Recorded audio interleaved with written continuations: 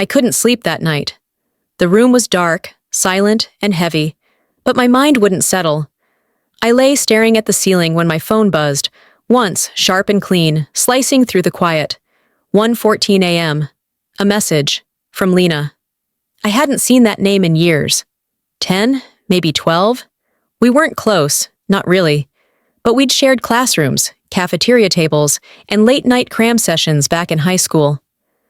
After graduation, life carried us in opposite directions, and she became another ghost floating somewhere in my memory. So why now?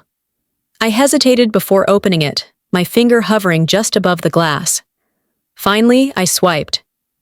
Hey, it's been forever. I know this is weird, but I really need you. Please don't ignore me. No context, no explanation. But attached to the message was a photo, and that's when my stomach dropped.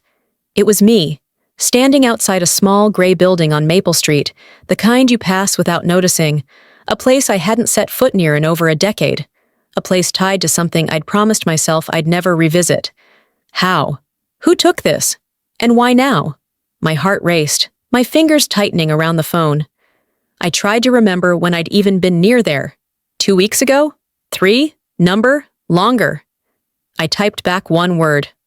Why? The typing bubble appeared instantly, as if Lena had been waiting, watching. Because someone's dragging my name into something I didn't do, she replied. And you're involved, whether you like it or not.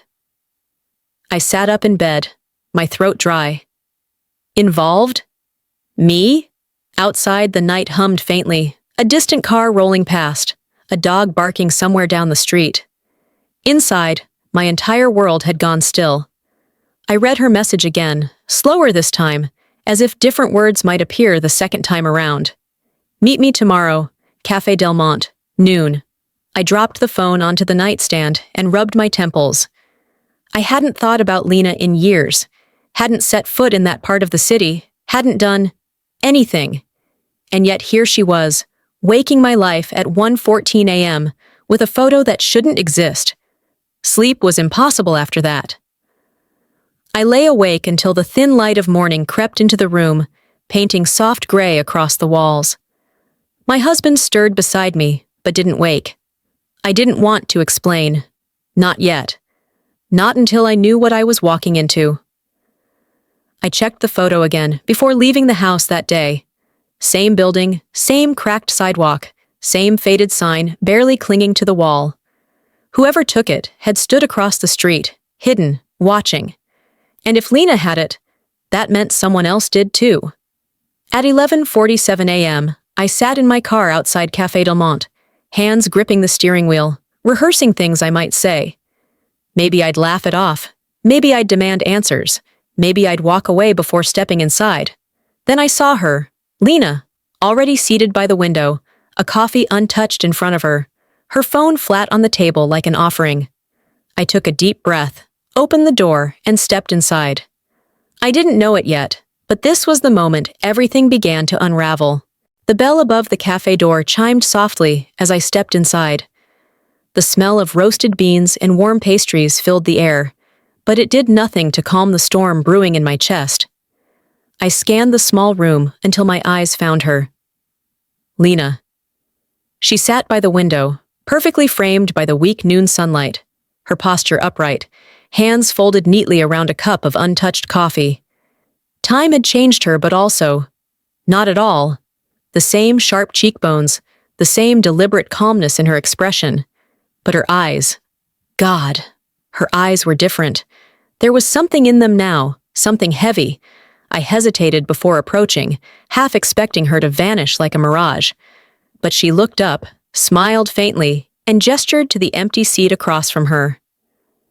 "Thanks for coming," she said softly, her voice lower than I remembered, like she'd learned to swallow her words before they escaped. I slid into the chair, resting my bag on my lap like a shield. "You didn't give me much of a choice, Lena." "Why do you have that photo?" She didn't answer immediately. Instead, she traced her finger along the rim of her cup, her nails perfectly manicured, painted a deep burgundy. "That's complicated," she said finally. But before we get into it, I need you to know I didn't drag you into this. I frowned. Then who did? Her gaze shifted, briefly, to the street outside. Do you remember that charity fundraiser 10 years ago? The one on Maple Street? I stiffened instantly. The memory was faint, blurred by time, but not gone. A small neighborhood initiative, raising money for underprivileged kids. I'd volunteered for a few weeks, helped manage receipts, signed my name on forms without thinking. It was supposed to be simple. Yeah, I said cautiously. Why? That's the building in the photo, she whispered. And now, that same charity is under investigation for embezzlement. I blinked, processing her words, but they didn't seem to fit together. What does that have to do with me? Lena reached into her bag and pulled out a printed email, sliding it across the table.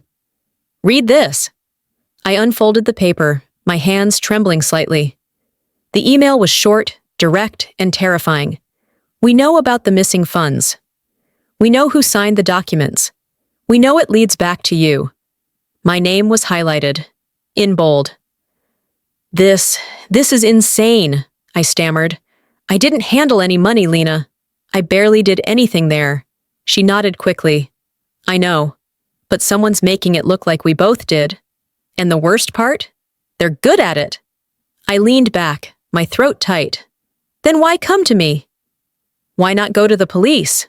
Lena sighed, finally taking a sip of her now cold coffee. Because the police are already involved. And somehow, I think they believe I'm guilty. If they start digging into me, they'll find you too. The weight of her words sank into me like wet cement. I wanted to walk out, to leave her and her problems in this cafe, and pretend the message never arrived. But instead, I asked the question I already regretted. What do you need from me? Lena leaned forward, lowering her voice so only I could hear. I need your help clearing my name, and yours. There are people who'll talk to me, but not to a lawyer. They'll open doors you can't see yet, and if we don't do this together. She paused, letting the silence stretch until it pressed against my ribs. They'll destroy us. I stared at her across the table, realizing I was standing at the edge of something I didn't understand. Something that had been waiting for me, patient and quiet, for 10 years. And now, whether I wanted to or not, I was already in. I woke up the next morning to chaos. The first thing I noticed was my phone buzzing nonstop, lighting up the dark bedroom like a storm of tiny lightning strikes. Missed calls, messages, notifications stacked on top of each other. I grabbed the phone, half asleep, half dreading what I was about to see. And there it was, blaring at me like a headline I couldn't escape. The photo. The same one Lena sent me. Me standing outside that cursed building on Maple Street. Only this time, it wasn't just between us. Someone had posted it publicly on a neighborhood forum, and it had already spread to Facebook groups, local chats, and, God help me, Twitter. Underneath the photo was a caption written with surgical precision. Charity funds missing. Guess who signed the papers? And my name. In bold. My chest tightened as I scrolled through the comments. Unbelievable. People like this ruin everything. I always knew she looked shady. Typical. They volunteered just to steal. I slammed the phone down, but it didn't stop vibrating. Friends, coworkers, even distant relatives were messaging me, demanding explanations I didn't have. I stumbled into the kitchen, my hands trembling as I poured a glass of water. My husband, Mark, appeared in the doorway, holding his own phone, his expression unreadable. Why, he began slowly, is your name trending in our neighborhood group? I swallowed hard, my voice catching in my throat. It's not what it looks like. He sighed, running a hand through his hair. Then tell me what it is. Before I could answer, another notification popped up, this time from my boss, an email, subject line, urgent. I opened it, heart pounding. Call me immediately. We need to discuss this before the board meeting. I pressed the phone to my ear, pacing the kitchen as it rang. My boss answered on the first ring. Do you have any idea what's happening? She asked, her voice tight and sharp. Yes, I said, forcing calm. It's not true. I didn't do anything wrong. That's not what it looks like from here, she snapped. We can't have you representing the company if this escalates. Fix it. Fast, she hung up before I could respond. My knees weakened, and I sank into a chair, my glass of water untouched, condensation pooling onto the table. I texted Lena. Did you see it? Her reply came almost instantly. I did. We need to meet tonight. It's starting. Starting? What did that even mean? I spent the rest of the day glued to my phone, watching as strangers dissected my life like it was an open autopsy. They analyzed my clothes in the photo, my body language, my supposed connections to the charity. Rumors evolved faster than I could read them. By late afternoon, a local blogger had written an entire article about the alleged Maple Street scandal, complete with old yearbook photos of me and Lena. They called us longtime associates. The narrative was growing legs I couldn't control. I wanted to scream, to set the record straight, but I didn't even know where to start. When night fell, I drove back to Café Del Monte. Lena was already there, hunched over her phone, scrolling rapidly. This is bad, she whispered the moment I sat down. I laughed bitterly. Bad? My life is on fire, Lena. She shook her head, finally meeting my eyes. You don't get it. That post didn't come from anyone random. Whoever did this, they have access to things they shouldn't. I leaned back, cold dread crawling over my skin. Like what? She hesitated, then lowered her voice. I think they have the financial records. The originals. If they release those, I stared at her, trying to process everything, but all I could think about was that photo, the way it had been weaponized, stripped of context, turned into a story I couldn't control. Somewhere out there, someone was pulling the strings, and they weren't done yet. I barely slept that night. When morning came, sunlight streamed through the blinds like nothing had changed, but inside me, everything had shifted. My phone hadn't stopped buzzing, and the weight of 1,000 unanswered messages pressed against my chest. I scrolled aimlessly, my thumb trembling, until my phone suddenly lit up with a new notification. Incoming call. Claire Reynolds. My boss. I froze. For a moment, I considered letting it ring out, pretending I was asleep, pretending this wasn't my life. But avoiding her would only make things worse. I took a deep breath and answered. Claire, my voice cracked. Don't Claire me, she interrupted, sharp and cold. Do you have any idea what's going on right now? Yes, Because our board does, our investors do, our clients do, she snapped. Half of them woke up to your name plastered on forums accusing you of charity fraud. Do you understand how that looks for us? I closed my eyes, pressing my fingers against my temple. It's not true, Claire. I swear to you, I didn't do anything wrong. Silence for a beat. Then, softer. I want to believe you. But the optics are bad, and the company can't take the hit. I gripped the edge of the kitchen counter, grounding myself. So what are you saying? You're on immediate administrative leave. Effective today. The words landed like a blow to the chest. Administrative leave? I repeated, my voice barely a whisper.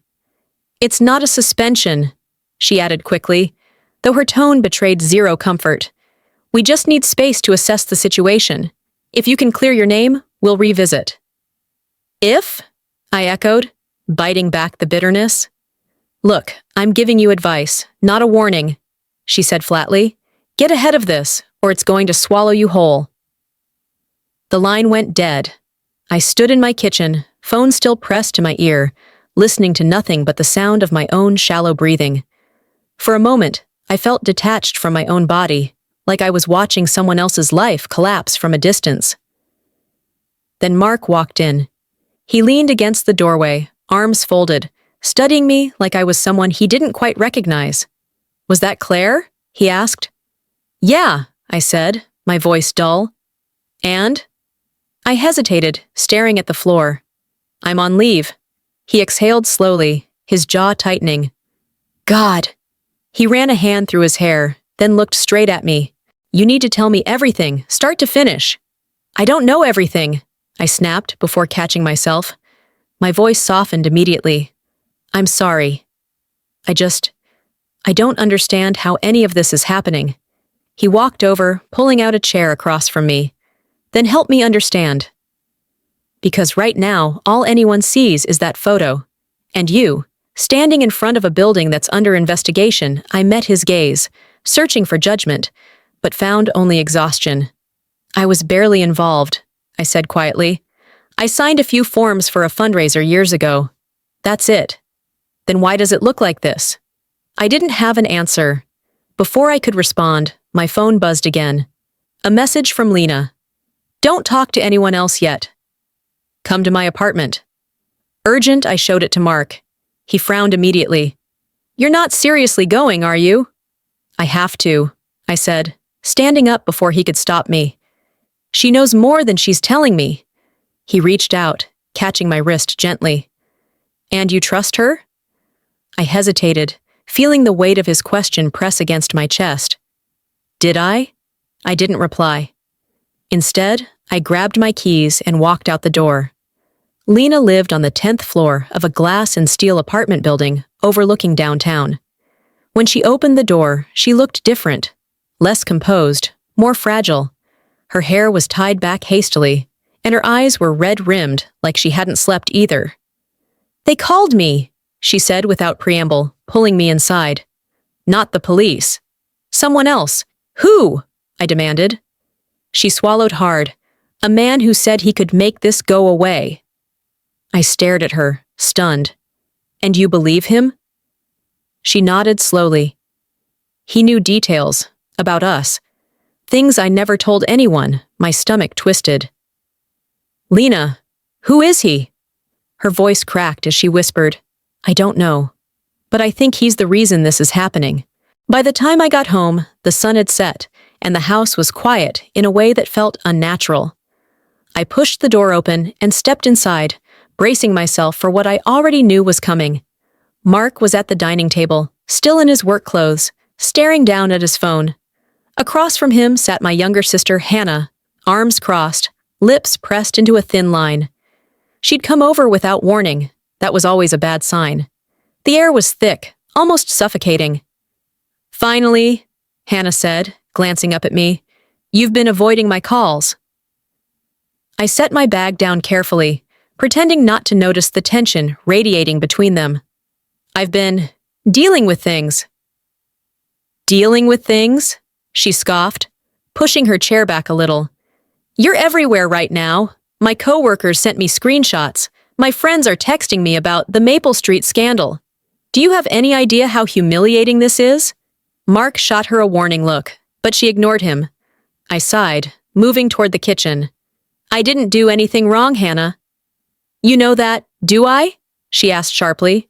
Because right now, the internet seems pretty convinced otherwise. Her words landed harder than I wanted to admit. I turned, leaning against the counter, trying to steady my voice. It's lies. Someone's framing me. Lena and I are trying to figure it out. At the mention of Lena's name, Hannah scoffed louder, almost incredulous. Lena? You're still talking to her? Mark spoke up for the first time, his tone cautious, deliberate. Hannah, maybe we should let her explain. Hannah's eyes darted to him, full of accusation. Explain what? That she was dumb enough to sign papers without reading them? That she got involved with Lena, again, like we didn't all warn her the first time? I froze. What do you mean, the first time? The silence that followed was brief but deafening. Hannah looked away. Mark rubbed the back of his neck. What are you talking about? I demanded, my voice sharper now. Mark cleared his throat, avoiding my gaze. Years ago, before we were married, Lena tried to start something similar. Different fundraiser, different city. There were whispers back then, but it never blew up like this. I stared at him, stunned. You knew? Both of you? Hannah's arms dropped to her sides. We didn't say anything, because it never turned into anything serious. We thought she'd left you alone. I shook my head slowly, feeling the room tilt beneath me. So, you all knew she had a pattern, and you let me walk right back into it. Hey, Mark said firmly, rising from his chair. Don't turn this on us. You're the one who met her yesterday. You're the one taking her calls. Because someone is framing me, I snapped, louder than I intended. My voice cracked at the edges, anger and panic bleeding together. No one spoke for a moment. The silence stretched, heavy and raw. Finally, Hannah broke it, softer this time. Look, I'm worried about you. But you have to be careful. If Lena's behind this, she'll take you down with her. I looked between them, searching their faces for reassurance, for solidarity, for something. Instead, I found only distance. I need to handle this my way, I said quietly, grabbing my bag. Where are you going? Mark asked. To get answers. I drove aimlessly for nearly an hour, the city lights blurring through the windshield, until I found myself parked outside the Maple Street building. The place was deserted now, just a faded sign hanging crookedly above the door. I stared at it through the glass, memories creeping back. The day I signed those forms, the smiling volunteers, the sense that we were doing something good. But now, the same building was the reason my name was poison. My phone buzzed in my lap. A new message from Lena. They know more than we thought. Meet me tomorrow, same cafe. Bring everything you have. I stared at the screen, my pulse quickening. For the first time, I wondered if Hannah was right. Was Lena saving me or setting me up? I thought the storm couldn't get worse. I was wrong. The next morning started quietly enough. I made coffee, forcing myself to sit at the kitchen table and pretend for a moment that my life was still normal. Mark had already left for work, and the house was silent except for the faint hum of the refrigerator. Then my phone buzzed. It was a message from Emma, one of the moms from the PTA. Is it true? I frowned, typing back quickly. Is what true? Her reply came instantly. Check your email. I'm so sorry. I opened my inbox and felt my stomach plummet.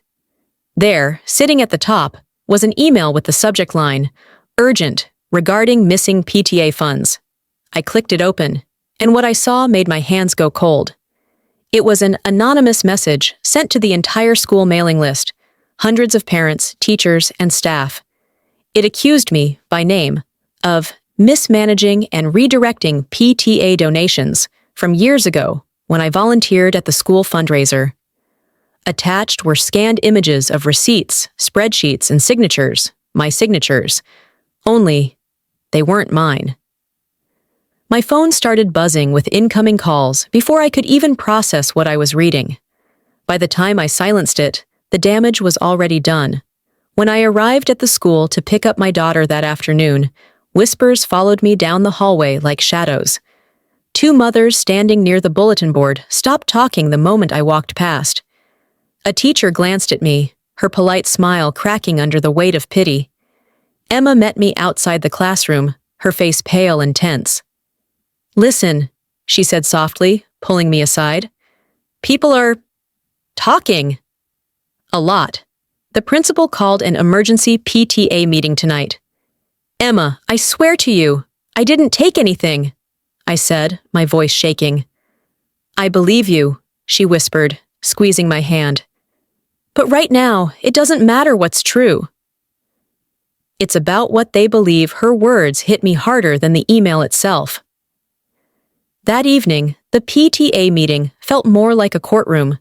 Parents crowded into the small library, their faces sharp with judgment, their whispers relentless. The president, Mrs. Collins, sat at the front, shuffling papers like a judge preparing a verdict. Thank you for coming, she began, her voice formal, clipped. We need to address the allegations surrounding past PTA financial irregularities. I stood up before she could continue. Allegations? My voice cracked slightly, but I forced myself to meet her eyes. These claims are false. Those documents were faked. A man in the back snorted quietly. Sure they were. The room erupted into murmurs. Mrs. Collins raised a hand, restoring silence. We're not here to assign guilt tonight, but we are placing you on temporary suspension from all PTA-related activities until this matter is resolved. Suspension? I repeated, my voice hollow. It's for the protection of the school, she said carefully. And for you. I wanted to scream, to tell them about Lena, about the Maple Street charity, about how someone was orchestrating this, but one look around the room told me it wouldn't matter. Their minds were made up. Later that night, I met Lena at her apartment, shoving the printed email across the table. "Look at this," I snapped. "They're dragging my name through everything now." Even the school, Lena scanned the pages, her expression unreadable. "This isn't random," she said finally, her voice low. "They're building a narrative.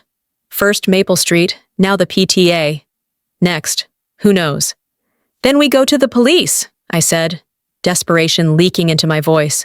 "We tell them someone's targeting us." She shook her head. "Not yet." "Not yet?" I exploded. "Lena, my life is collapsing in real time, and you want to wait?" Her gaze hardened. "If we go to the police now, they'll see these fake receipts, those signatures, and that photo, and they'll believe it's real. We need more proof first." I slumped back into the chair, burying my face in my hands. My entire world was unraveling, and all I had was her word that she was on my side. Then she said something that made me freeze. "I know someone," she whispered.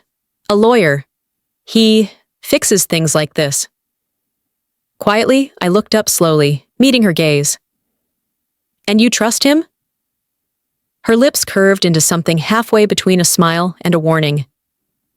"I don't trust anyone," she said softly, "but he gets results." For the first time since this nightmare began, I realized the truth. I was already in too deep to back out. Lena wasn't exaggerating when she called him the fixer. His name was Victor Kane, and even before we met, I'd already heard whispers about him. He wasn't listed anywhere officially, no firm, no website, no business cards. He was the kind of man people called when they couldn't afford to have their names in headlines. Lena arranged the meeting in a dimly lit office above a quiet bar downtown. When I walked in, the first thing I noticed was how cold it felt. Not from the air conditioning, but from him. Victor sat behind an old mahogany desk, dressed in a tailored gray suit that fit too perfectly to be casual. He didn't rise when I entered, didn't shake my hand. He just looked at me like he already knew every secret I'd ever tried to bury.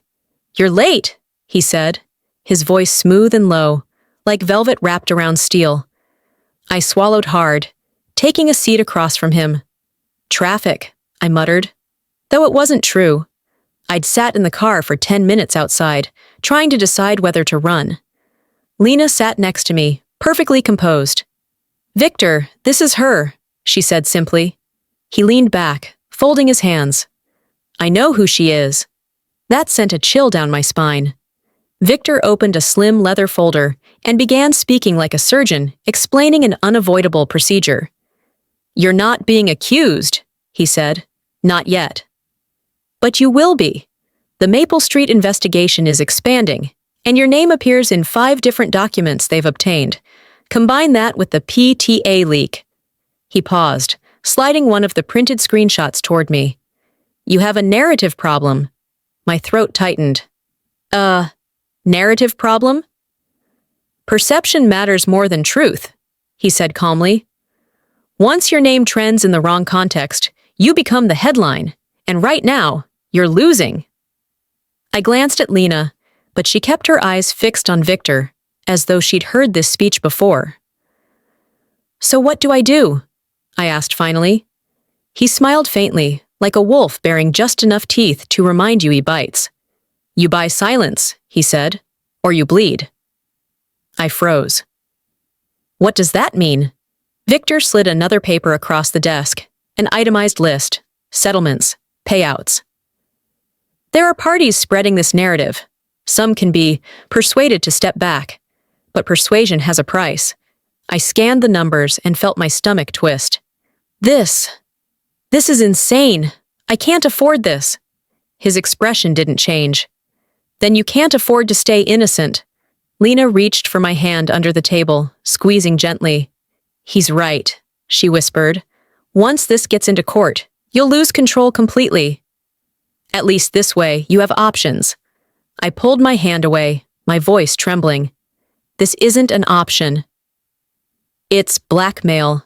Victor chuckled softly, leaning forward just enough for me to see the sharpness in his gaze. Call it whatever helps you sleep at night, but make no mistake, you have enemies, and they're organized. Either you fight fire with fire, or you burn. The silence in the room was unbearable. I stared at him, searching for some sign of humanity, some flicker of morality, but found nothing. How much time do I have? I finally asked. He closed the folder with a soft snap. 3 days. After that, the narrative hardens. If you wait too long, you'll be defending yourself for the next 10 years. That night, I sat in my car in the parking lot outside the bar, staring at the city lights through the windshield. The world moved on as though nothing had changed, but inside, I felt the walls closing in. 3 days. 3 days to decide if I was going to pay to protect my name, or gamble everything on the truth. My phone buzzed. A new message. From an unknown number. Tick-tock. I stared at the screen, my blood running cold. Whoever was behind this, they knew exactly where I'd been, and they were watching. The next morning, I woke up to another storm. This time, it wasn't the PTA. It wasn't the neighborhood forums. It was bigger. A local news outlet had published an article titled, "Charity Scandal Widens. New Names Emerge in Maple Street Investigation." My name was in the second paragraph. I skimmed the piece, my pulse racing. The article painted me as a longtime associate of Lena's and claimed I'd facilitated access to restricted funds during my time volunteering. It referenced multiple sources close to the investigation, but didn't name a single one. By the time I finished reading, my phone was vibrating nonstop. Colleagues, parents, neighbors, friends I hadn't spoken to in years.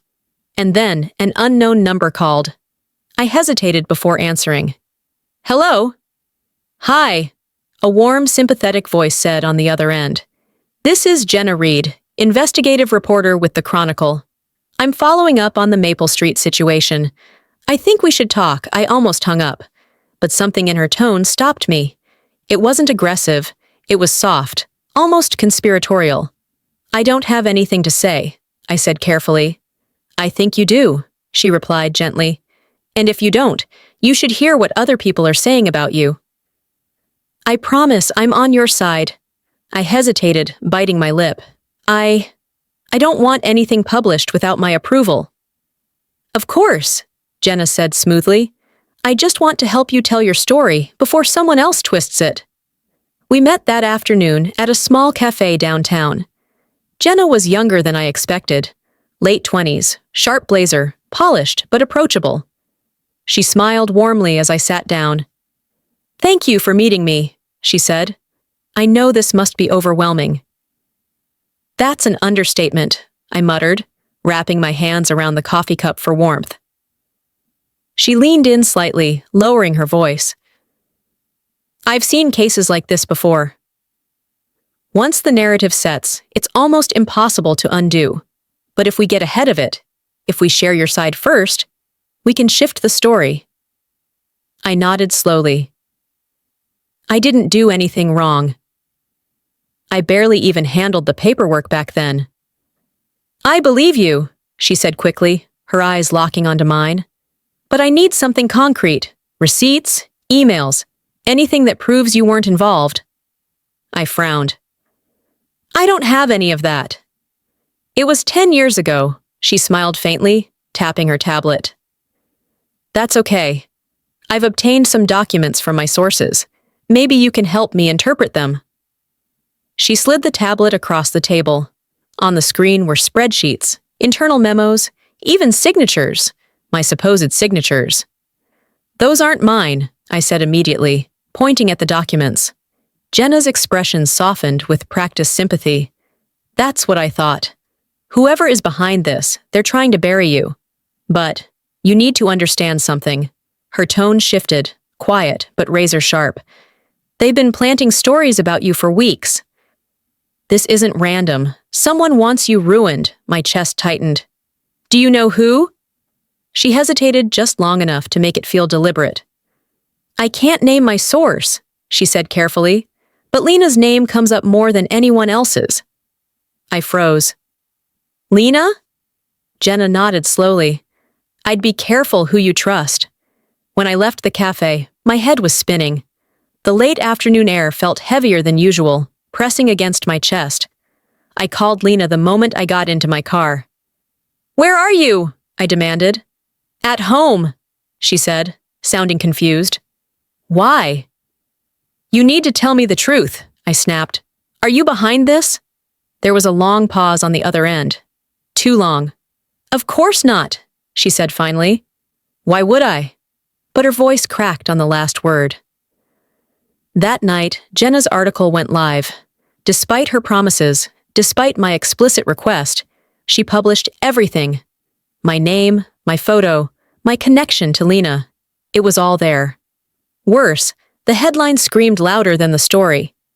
Insider confirms, 2 women linked to Maple Street fraud. I stared at the screen, my heart pounding in my ears. Jenna had used me. And now, it wasn't just an investigation. It was a public trial. I stared at the headline until the words blurred into meaningless shapes. My hands were shaking so badly, I almost dropped my phone. Mark came into the living room quietly, carrying 2 mugs of tea. He set one in front of me without saying anything, then sat on the couch opposite me. For a moment, neither of us spoke. The silence between us felt louder than anything Jenna had written. Finally, I broke it. Did you see it? My voice sounded hoarse, foreign to my own ears. He nodded slowly. Yeah, it's everywhere. I rubbed my temples, trying to steady my breathing. She promised she wouldn't publish anything without my approval. Mark hesitated, staring into his mug. That's what reporters do. I shot him a sharp look. You're defending her? No, he said quickly, shaking his head. I'm saying you shouldn't have trusted her. The bitterness in his tone stung, but before I could reply, he set the mug down and leaned forward, resting his elbows on his knees. There's something I need to tell you. I froze. The way he said it made my stomach knot instantly. What? He hesitated, staring at the floor, as if the words weighed too much to lift. Finally, he said it. Lena reached out to me, before she contacted you. The room tilted beneath me. I'm sorry, what? He looked up, guilt heavy in his eyes. She emailed me 2 weeks ago. Said she was worried about you, that someone was digging into the Maple Street charity and your name had come up. She made it sound urgent, like she was trying to protect you. I blinked, my mind scrambling to catch up. And you didn't think to tell me? I didn't know what to think, he said defensively. I thought maybe she was exaggerating. I wanted to get more information before I worried you. I laughed bitterly, though there was no humor in it. Well, congratulations, Mark. I'm worried now. He flinched but didn't look away. I'm sorry. I thought she was helping, but now, he trailed off, shaking his head. Now I'm not sure. The confession hung between us like smoke, choking the air. Later that night, I couldn't sleep. I lay awake staring at the ceiling, my thoughts spiraling. If Lena had contacted Mark first, that meant she'd been planning this longer than she admitted, longer than I realized. I replayed every conversation we'd had since that first 1:14 a.m. message, scanning them for cracks, hidden meanings, subtle manipulations I'd missed.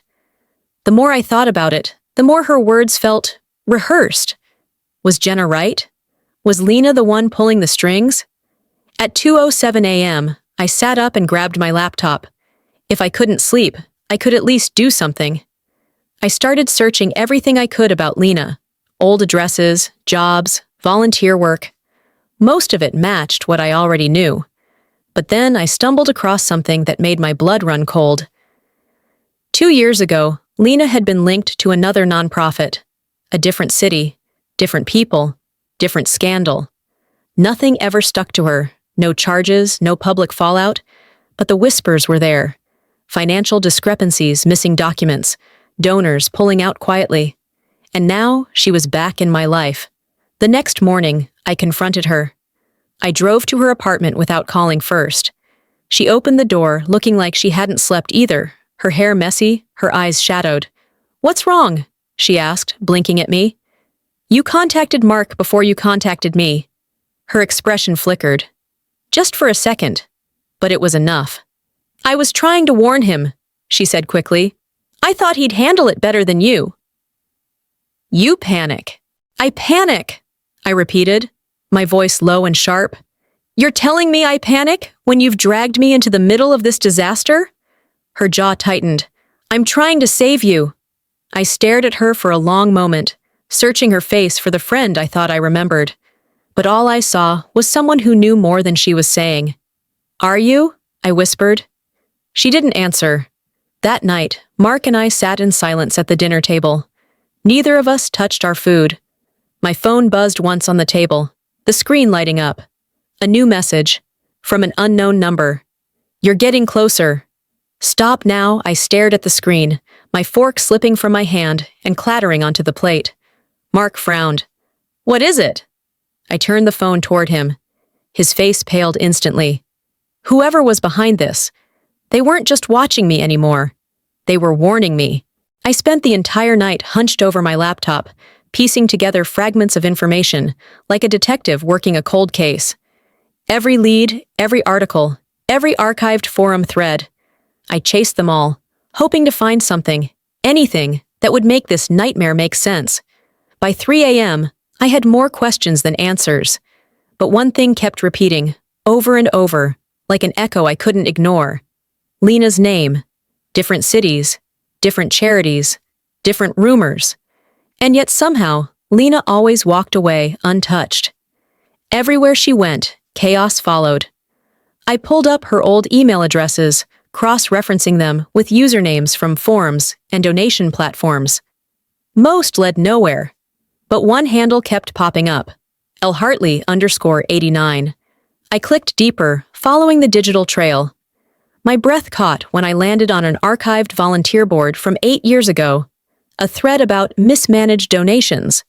There were angry messages from frustrated parents, screenshots of missing funds, and in the replies, a calm, polite voice defending Lena, insisting she had no knowledge of financial decisions. The username? lhartley_89. I scrolled further. That same handle appeared again 2 years later, tied to another discrepancy in Denver. Different charity, different donors, same excuses. And now, here we were. By sunrise, I sat at the kitchen table with a stack of printed documents, my hands trembling from too much caffeine and too little sleep. Mark came downstairs, still in his robe, rubbing his eyes. "You didn't sleep again," he said softly. I shook my head, pushing the papers toward him. "Look at this." He scanned the files, frowning deeper with each page. "These all point back to Lena?" "Yes," I whispered. "Different cities. Same accusations. Always the same outcome. She leaves right before things blow up." Mark leaned back, exhaling slowly. "So you think she's setting you up?" I hesitated. "I don't know. But if she isn't, then someone's working very hard to make it look like she is." Before he could reply, my phone buzzed. A text from Lena. "Come to the cafe." Now. "I have something you need to see." Café Del Monte was crowded, the low hum of conversations muffled under soft jazz playing through old speakers.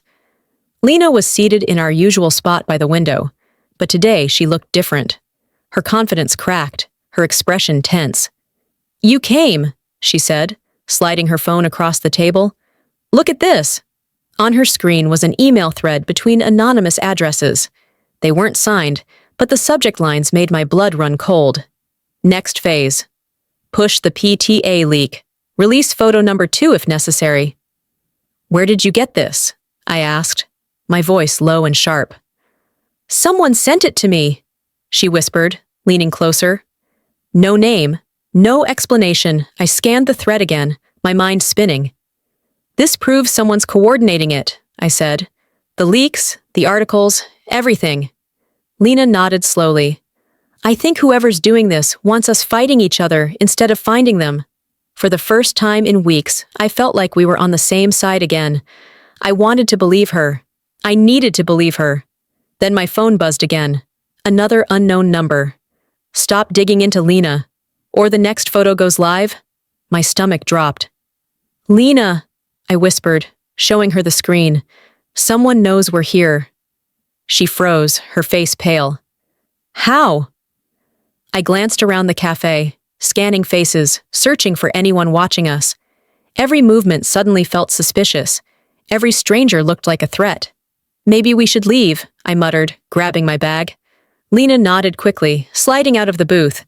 But as we walked to the door, my phone buzzed again. Another message. This time, it was a photo, me and Lena, sitting at the table, taken seconds ago. Someone wasn't just watching us, they were here. That night, I spread the photos, emails, and documents across the living room floor, trying to connect the dots. Threads pointed to Lena. Threads pointed away from her. It felt like standing in the middle of a web, unable to see where the strands led, or who was waiting at the center. Mark sat on the couch, watching me with quiet worry. You can't keep doing this alone, he said gently. I shook my head, exhausted but determined. I have to, because whoever's behind this, they're winning. And for the first time since this started, I realized something terrifying. I didn't know if Lena was my ally or my enemy. By the next morning, I'd made a decision. If they wanted to control the story, I'd tell it myself. No more waiting for reporters to twist my words. No more letting anonymous sources define who I was. I'd set the record straight, publicly. I brewed a pot of coffee, sat down at the kitchen table, and opened my laptop. Mark hovered nearby, hesitant but silent, as I started drafting a long post explaining everything. I wrote about Maple Street, the fundraiser, how little involvement I'd actually had. I laid out the timeline, the fake signatures, the fabricated PTA receipts. I even attached photos of the documents Lena and I found, the ones proving someone was orchestrating this. My hands shook as I clicked post. For 5 minutes, I felt relieved. Then the comments started. Of course she's denying it. Guilty people always do. Wow, she really wrote a whole essay instead of just apologizing. You think we're stupid? Nice fake documents, lady. Within an hour, the post was flooded with sarcasm, accusations, and screenshots ripped out of context. People dissected every sentence like vultures pulling apart a carcass. I deleted it. That afternoon, I got a call from Emma, the PTA mom who'd warned me about the leaked email. Listen, she said softly. Some parents are saying they've seen another photo. I closed my eyes, already exhausted. What now? It's you, she whispered, handing Lena an envelope outside Café Del Monte. They're saying it's cash, a bribe. I froze. That's ridiculous. I know, Emma cut in quickly, but they've already made up their minds. I hung up without responding, bile rising in my throat. I didn't even remember anyone near us that day. Didn't see anyone taking photos. Mark found me sitting on the kitchen floor, my back against the cabinets, staring blankly at my phone. You can't fight this like this, he said gently, crouching beside me. Every time you try, they spin it against you. What am I supposed to do? I asked, my voice breaking. Just stay quiet while they destroy me? He hesitated. Maybe Victor was right. I shot him a sharp look. No, I'm not paying anyone to make this go away. He didn't reply, but the silence between us said everything he wasn't willing to. That night, I met Lena again. I was running on fumes, nerves frayed to breaking, but she seemed strangely calm. They won't believe us, I said bitterly, shoving my phone across the table. No matter what we say, it's never enough. They're not supposed to believe you, she said softly. That's the point. I frowned, exhausted and suspicious. What do you mean? Lena leaned forward, lowering her voice. This isn't about the charity, or the PTA, or even the money. This is about making you untrustworthy. If they destroy your credibility, everything else falls apart on its own. I stared at her, trying to read her expression. How do you know that? She hesitated just long enough for me to notice. Because it's what they did to me. before I blinked. Before? Her shoulders tensed. In Denver, the other nonprofit. I thought I was safe there too. Then the leaks started. Rumors, forged documents, whispers in closed rooms. And when I tried to fight back, it just made me look guiltier. For a moment, she looked vulnerable. Human. But something in her voice still didn't sit right. Lena, I said carefully, you keep saying they. Who are they? Her lips parted like she was about to answer. Then she stopped. Her gaze darted to the window, scanning the street outside. She whispered so softly, I almost didn't catch it. I don't know who they are anymore. Later that night, I tried posting again. Just a short video this time. Me, sitting in my living room, speaking directly to the camera. I thought maybe if people saw my face, heard my voice, they'd believe me. It barely reached 100 views before it was taken down for misinformation. I stared at the empty screen, the silence pressing in from all sides. That's when I realized something terrifying. It didn't matter what was true anymore. The truth wasn't enough to save me. By the end of that week, it stopped feeling like my life belonged to me. Everywhere I turned, there was another headline, another thread, another whisper I couldn't outrun. People who barely knew me had entire theories about what I'd done. Strangers debated my character like it was an open case file. It wasn't a scandal anymore. It was entertainment. The Maple Street charity issued an official statement on Monday morning. They held a press conference outside their headquarters, microphones stacked in a messy bouquet while reporters jostled for position. I watched it live on my phone, sitting alone in the car outside my daughter's school, heart pounding in my ears. The spokesperson, a tall, stern-faced woman I'd never met, stepped up to the podium. Her voice was crisp, controlled, and devastating. We are cooperating fully with the investigation into financial misconduct. While we cannot name individuals at this time, our internal review has raised significant concerns regarding documents signed by former volunteers. Some of these volunteers may face legal consequences, former volunteers. That was me. I turned off the live stream, my hands trembling so violently I almost dropped the phone. By afternoon, my inbox was flooded. Clients from my job, teachers from the school, even distant relatives, everyone wanted answers. Some were kind, gentle even, asking if I was okay. Others weren't. One email stood out though. No subject line, no signature, just 3 words. Check the footage. Attached was a single link. I hesitated before clicking, half expecting malware. But when it opened, I froze. It was security camera footage from the Maple Street building, the same place in that photo. There I was, on screen, walking toward the door, except the footage had been doctored. The timestamp was wrong, and the clip looped just enough to make it look like I'd entered and exited multiple times in one day. A perfect illusion of guilt. That night, the school board called an emergency discussion regarding my position in the PTA and volunteer programs. I didn't attend, but someone recorded it. I watched the shaky phone video in bed with the curtains drawn. A crowded room full of people I'd known for years debated whether I was safe to have around the kids. One woman, someone whose child I'd babysat when she was still finishing her nursing degree, said, "We don't know what she's capable of anymore." I dropped the phone and buried my face in my hands. Mark came into the bedroom quietly, sitting at the edge of the bed. "Hey," he said softly, "we'll get through this." I wanted to believe him. I wanted to cling to his words like a lifeline. But then I remembered the texts, the photos, the doctored footage, the relentless headlines, and for the first time since this began, I wasn't sure if we could get through it. "What if this never goes away?" I whispered. He hesitated, staring at his hands. "Then we make a new life somewhere else." I looked at him, startled. "You're serious?"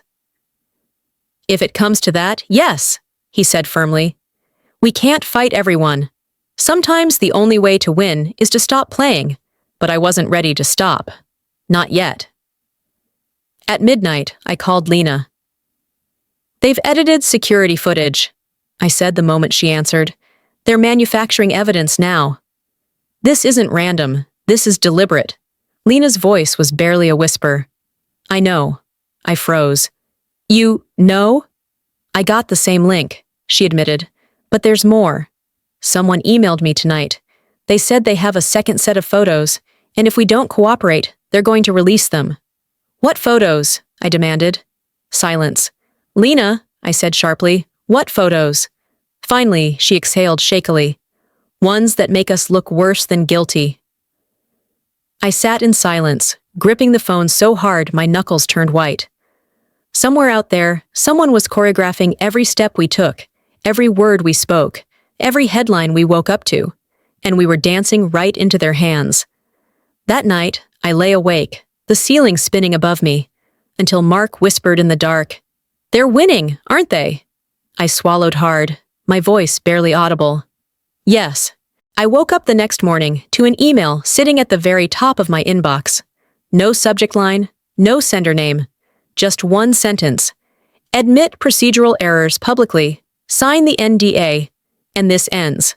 Attached was a contract, a settlement agreement. I read it 3 times before I could make sense of the words. The terms were brutal. I would sign a statement admitting to minor mismanagement of funds during the Maple Street fundraiser. I would accept a permanent ban from all charity and PTA-related activities. I would sign a non-disclosure agreement preventing me from ever discussing the case again. In exchange, all pending evidence would be sealed, and my name wouldn't appear in any official legal filings. I set the laptop down and stared at the ceiling, my pulse pounding. Mark walked into the room, holding his mug of coffee, and froze when he saw my face. What is it? I turned the laptop toward him. He read the email quietly, his jaw tightening with every line. They're cornering you, he muttered finally. I nodded. If I sign this, I'll never clear my name. People will assume I was guilty forever. And if you don't sign, he said carefully, they'll make you guilty. I didn't answer. I didn't need to. Later that afternoon, I met Lena at Café Del Monte again. She already knew about the email. She'd received one too. They're splitting us, she said, sliding into the booth. They want us to sign separately, admit things separately. That way, if one of us refuses, the other looks guilty anyway. I rubbed my temples, exhausted. What happens if we both refuse? She hesitated, staring at her untouched cup of tea. Then they release everything. I looked up sharply. Everything? She nodded, her lips pressed into a thin line. The photos, the doctored footage, the messages they've cut up to make us look complicit. They've been holding it all back until now. My chest tightened. We can't sign this, Lena. If we admit guilt, it's over. Lena leaned back, folding her arms. If we don't sign, it's also over. Either way, we lose that night. I sat at the dining table long after everyone else had gone to bed. My laptop screen glowed in the darkness, the unsigned agreement still open. I thought about my daughter, about the school drop-offs and pickup lines where parents already whispered behind their hands. I thought about my job, the career I'd spent 15 years building, now hanging by a thread. I thought about my father, who'd stopped answering my calls since the PTA leak. If I signed, maybe I could make the noise stop. Maybe I could salvage what was left of my life. But if I signed, I'd also be admitting to something I didn't do. I closed the laptop without deciding. The next morning, a thick envelope arrived at my doorstep, hand-delivered with no return address.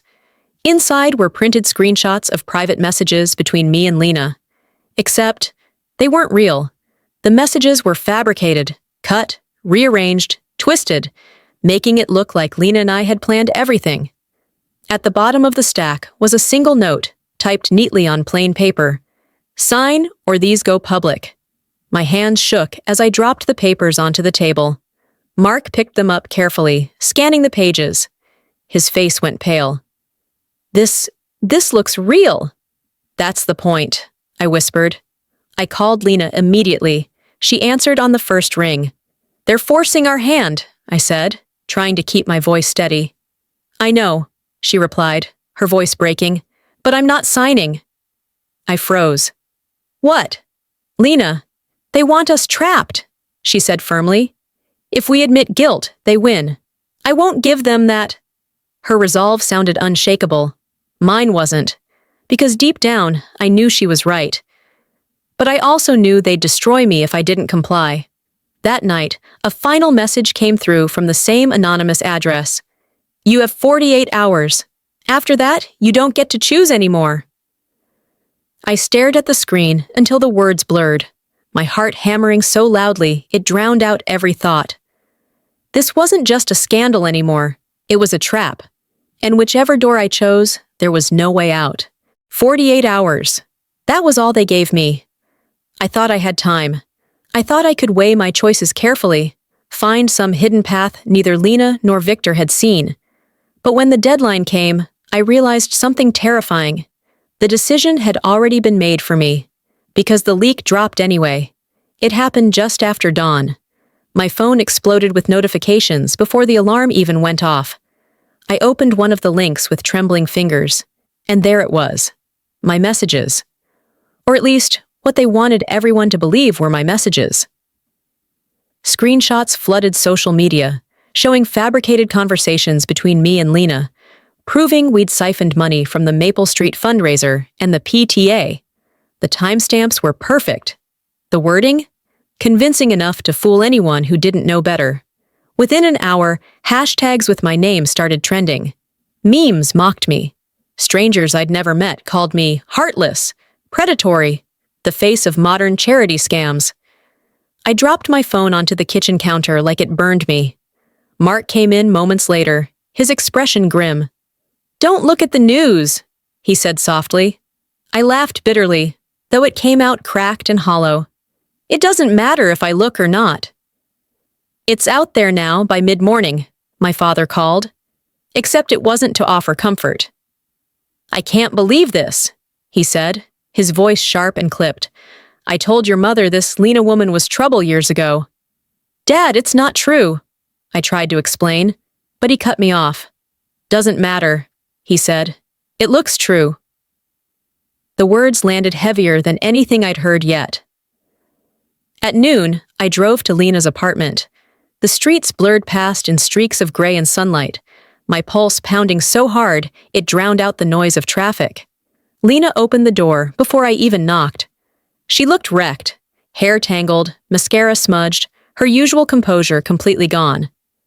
"They've ruined us," she whispered, barely audible. I shoved past her, dropping my bag onto the couch.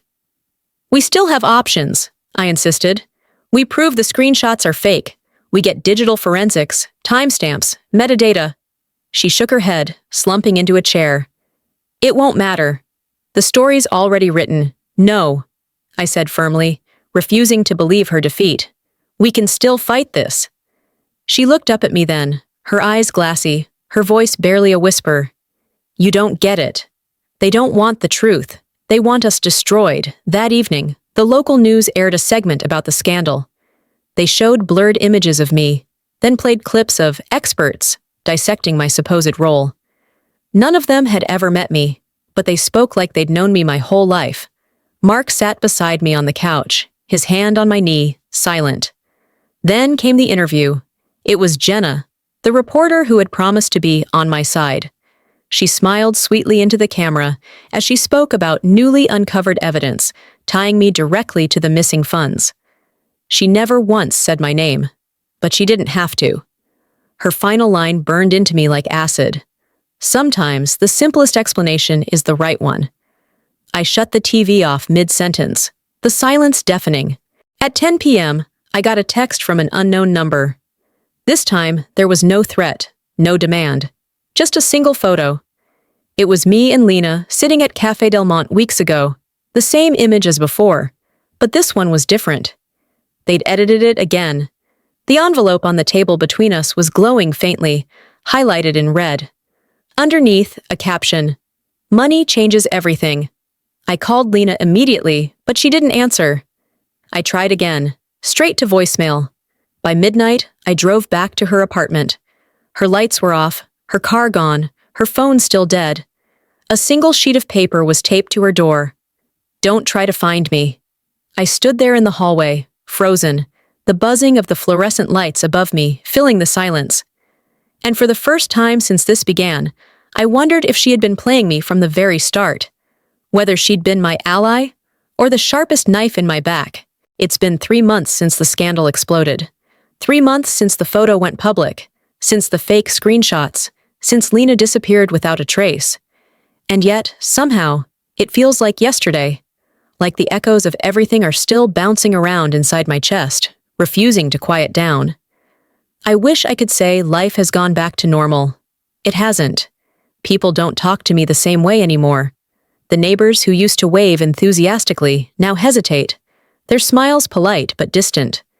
The other parents at school avoid eye contact at pickup, whispering in half conversations I can't quite hear. Even Emma, the one person who defended me during the PTA leak, has stopped texting back.